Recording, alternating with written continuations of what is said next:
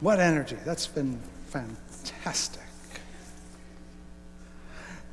Sometimes worship feels a little bit like the month of March. It's lions and lambs at the same time. And that's important because we like to think life is straight ahead sail, smooth from point to point. But we know there are going to be rocky waves. We know that there will be nights and mornings, and there will be tough times and good times. Of course, in March, it's even more pronounced. That's why we say it comes in like a lion and goes out like a lamb. The rites of spring, at least this year, have included baptisms of snow and sun, of warmth and wind. Of course, my trees are in blossom now, and they're waiting for that awful rain that'll come take all the blossoms right off of them. It never lasts long enough, does it? And of course, I don't know about you if you have a house the way I do. When the snow is gone, you can no longer ignore the stuff you need to do that's under the snow. You know, in winter, you just have to get from Monday to Tuesday to Wednesday, and then somehow the things that are undone from last fall become visible, like awakening badgers. You see the plants, the peeling paint, the dirty windows, and suddenly you have to do stuff and accomplish things. I'm not sure I want to. So I struggle with that desire to savor and that desire to save, as E.B.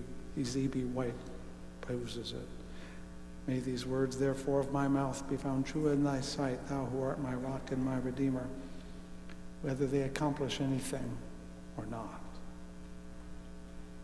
Now, Palm Sunday is a favorite holiday for kids who have to go to church because they get a prize. They get a palm. It's like finding something in the bottom of the cereal box. They get something they can touch and hold, whether it's frondy or long and thin. And for once in a very great while, church has something palpable about it. You can touch it. It's real. It's not just up there in the air. So let's be honest. We're all grown-ups here. We can be honest sometimes. Churches like ours, especially those like ours, are relatively cerebral affairs. The sermon is the thing. It's the meat, and all the rest of that is mere potatoes. But I remember when I was a child, and it was exactly the reverse. The sermon was dreary and long. I would count the light bulbs in the ceiling, fuss with the hymn book, tap my toes, annoy my parents. To a child, a sermon is like a long wait at the Department of Motor Vehicles, boring and with nothing good at the end of it.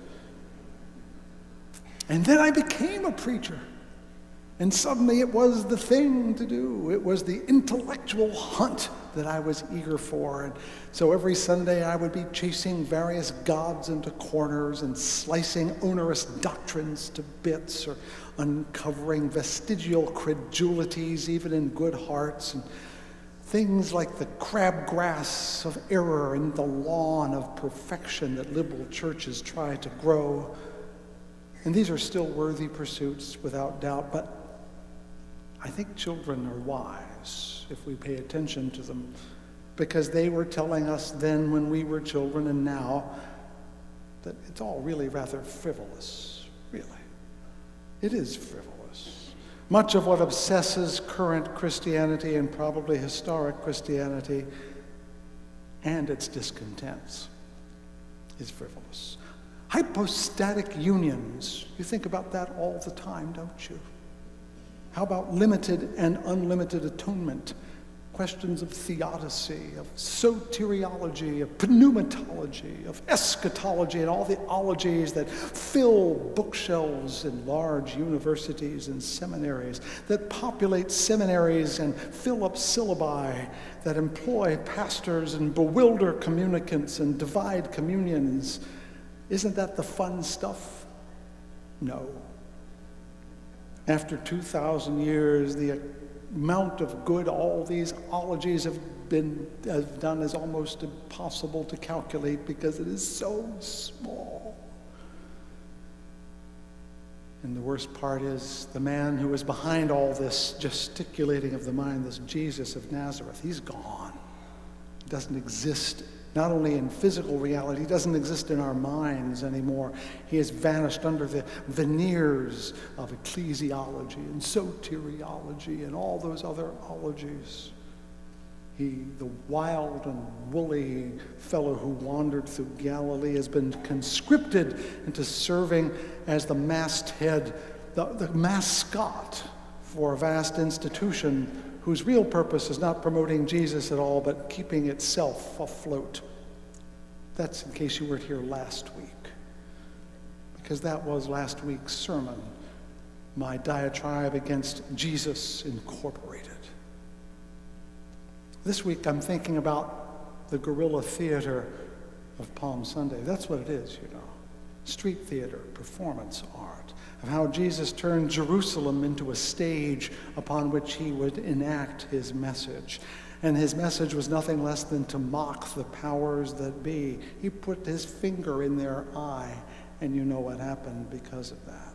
Yeah, I know it looks rather spiritual now when you read the books, and he looks all stately, riding on the back of a donkey and people waving the fronds, but have you ever ridden on a donkey? It's not a dignified experience, either for you or the donkey. The last time Jesus was on a donkey, according to the story, was when he was in utero. Think about the parallelism there. So he's not a very grand person as he wobbles into town on this donkey, especially accompanied with these ragged followers who haven't seen a bath for a very long time. I'm sure you could smell them long before you could see them. And somehow the rabbi arranges for the donkey and rides into town. And what he's doing, because we forget this part, is that he's mocking the powers that be, the Roman powers who had their triumphal entries. Imagine Pontius Pilate or Tiberius riding into Rome with chariots and soldiers and vanquished enemies before him, and streamers being thrown at him, and people saying, "Triumphator, triumphator." And here's Jesus, rabble-rousing country bumpkin prophet, basically waving to the crowd as though he were the king himself. And all of them out there saying, "Huzzah, huzzah, look, blessed is the one who comes in the name of God." You would think they would have arrested him right away. But he really was not much of anybody at the time. Remember, he's a bumpkin from the sticks.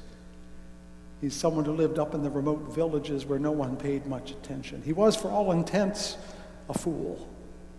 And when I say a fool, they thought of him as being an idiot. But when I also say fool, I mean a fool who plays the fool. You know what I mean? The person who cunningly mocks someone else, but also is self-deprecating at the same time. And of course, today, being April Fool's Day, it's an obvious time to look at this event through that bizarre lens of Jesus as the holy fool.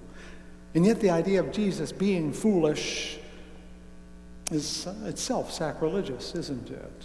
It violates the well-massaged notions we have given to us by Jesus Incorporated, the sort of thing that one would not imagine a statue or an icon or a fresco would do on a Sunday afternoon.